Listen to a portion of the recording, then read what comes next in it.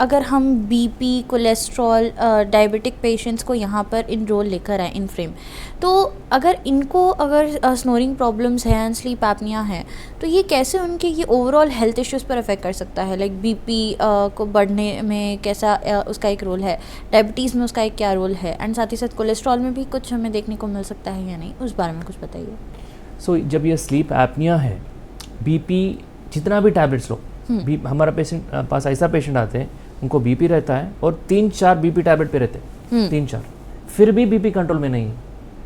तो day time के जो हम प्रॉब्लम्स हैं उसके लिए तो टेस्ट करते हैं, राइट। बीपी है तो बीपी चेक कराते हैं और उसके हिसाब से जो भी एक्स्ट्रा टेस्ट है कराते हैं। शुगर के लिए शुगर का ब्लड टेस्ट करते हैं और कोलेस्ट्रॉल के लिए कोलेस्ट्रॉल भी चेक करते हैं।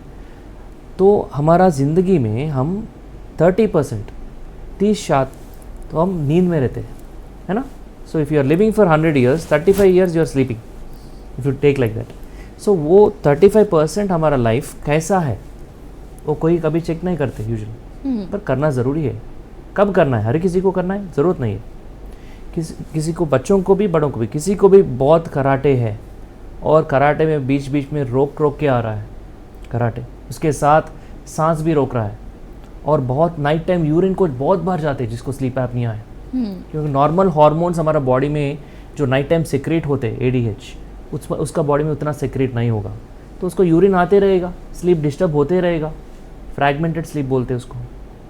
और उसके साथ उनको थोड़ा कभी कभी भूख भी लगेगा नाइट टाइम, जी, you know, because you are waking up at unusual time, जब बॉडी का हार्मोन्स फूड मांगता है। सो बहुत यूरिन भी आते रहते पेशेंट्स को। और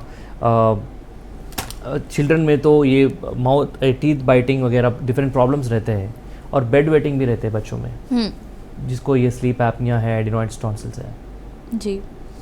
साथ ही कई सारे लोग काफ़ी कंफ्यूज हो जाते हैं, जैसे आपने मेंशन किया है कि बीपी के 4-5 गोलियां रहने के बावजूद बीपी कम नहीं हो रहा है। तो अगर